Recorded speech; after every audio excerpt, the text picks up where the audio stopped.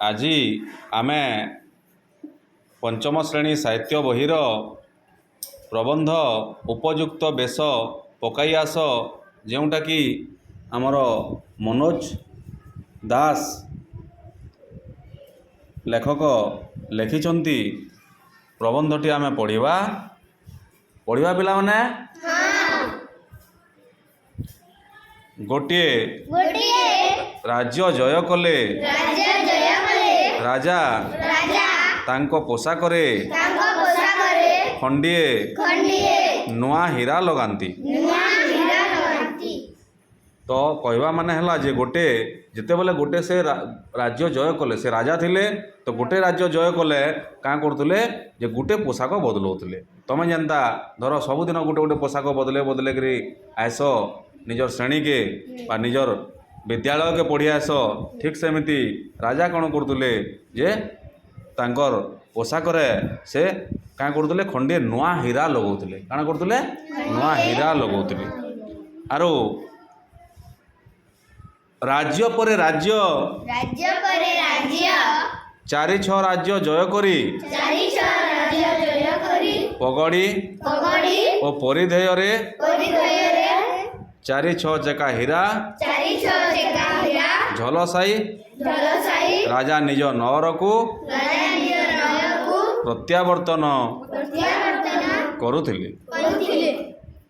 तो आमे देखला जे से राज्य पर राज्य चारि छह राज्य हला पिला माने राज्य पर राज्य चारि छह राज्य माने गोटे राज्य जय कला परे गोटे राज्य जीति गले फिर गोटे राज्य के आक्रमण करतुले से राज्य पुणी जीति जाउतुले एमती करी चारटा छटा राज्य जीति साइला परे से काना करतुले पगड़ी पिन्धुले आ परिधेय बोले तांकर पोशाक से कौन करतुले चारि छह चेका हीरा हीरा सब लगे देउतुले निज आउ निज नगर को से प्रत्यावर्तन करतुले। नगर बोले निजर माने जोटी से रोहुतुले से नगर को तांकर राजप्रसाद को से प्रत्यावर्तन करतुले जो से रोहुतुले।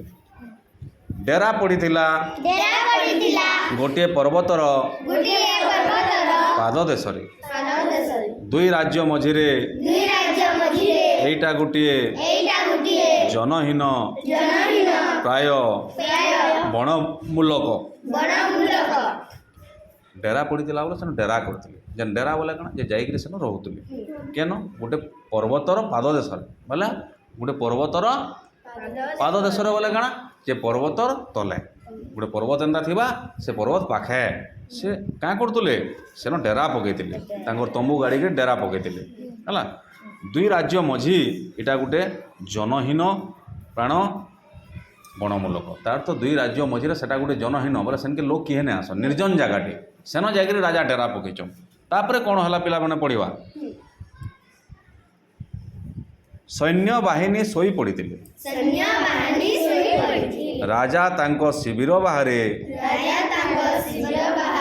निशार्धरे पदचारणा करतुले। हठात सम्मुखवर्ती पर्वत उपरे एक अद्भुत नीलाभ आलोक तांकर दृष्टिगोचर हैला तांको हृदय विस्मय चमक एवं आनंद रे भरीगला। से आलोक जे असाधारण सेतिरे संदेहर अवकाश नथिला।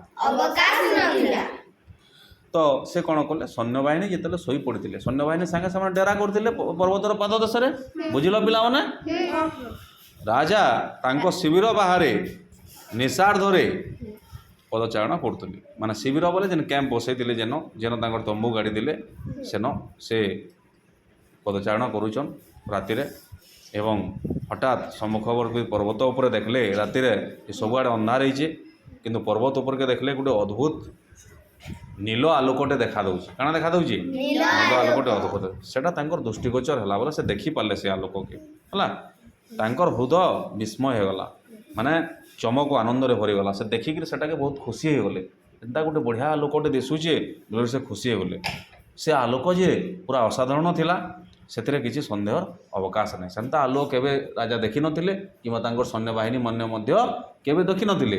ଏମିତି ଭୀଷ୍ମ ଆଲୋକ ଦେଖି ରାଜା ବହୁତ ଖୁସି ଅନୁଭବ କଲେ। ବୁଝିଲ ପିଲାମାନେ? ଆଗକୁ ବଢ଼ିବା। ବିସ୍ମିତ ରାଜା ମନ୍ତ୍ରୀକୁ ନିଦରୁ ଉଠାଇଲେ ଓ ସେ ଆଲୋକ ଦେଖାଇଲେ। ମନ୍ତ୍ରୀ ଅତି ସ୍ୱାଭାବିକ ଭାବରେ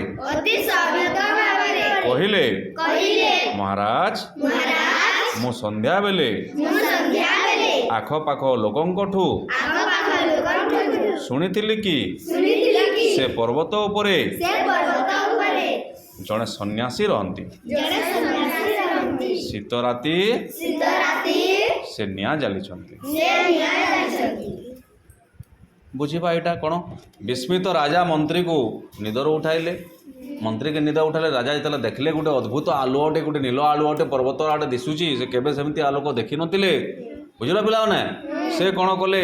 ସେ ଆଲୋକକୁ ମନ୍ତ୍ରୀକୁ ଦେଖାଇଲେ। ତାଙ୍କର ମନ୍ତ୍ରୀକୁ ତୁରନ୍ତ ଉଠାଇଲେ। ସେ ମନ୍ତ୍ରୀ ଶୋଇପଡ଼ିଥିଲେ ନିଦରେ। ମନ୍ତ୍ରୀ ଅତି ସ୍ୱାଭାବିକ ଭାବରେ କହିଲେ, ମନ୍ତ୍ରୀ ତେହରୁ ଆସିଲେ ଆର୍ କହିଲେ, ଆଉ କ'ଣ କହିଲେ? ମହାରାଜ, ମୁଁ ସନ୍ଧ୍ୟାବେଳେ ଆଖପାଖ ଲୋକଙ୍କଠୁ ଶୁଣିଥିଲି ଯେ ସେ ପର୍ବତ ଉପରେ ଜଣେ ସନ୍ନ୍ୟାସୀ ରହୁଛନ୍। କିଏ ରହୁଛେ? ସନ୍ନ୍ୟାସୀ ରହୁଛନ୍, ଗୋଟେ ବାବାଟେ ରହୁଛନ୍ ପର୍ବତ ଉପରେ। ଆଉ ଶୀତ ରାତି ସେ ନିଆଁ ବୋଧହୁଏ ଜାଲିଛନ୍। ହେଲା, ଶୀତ ରାତି ତାଙ୍କୁ ଶୀତ ଲାଗୁଥିବା ନିଆଁ ଜାଲିଛନ୍, ସେଥିର୍ଲାଗି ଆଲୁଅଟା ଦିଶୁଥିବା। ହେଲା, ତାପରେ ଆଗକୁ ପଢ଼ିବା। ମନ୍ତ୍ରୀ, ତୁମକୁ ସେ ଆଲୋକ କିପରି ଲାଗୁଛି?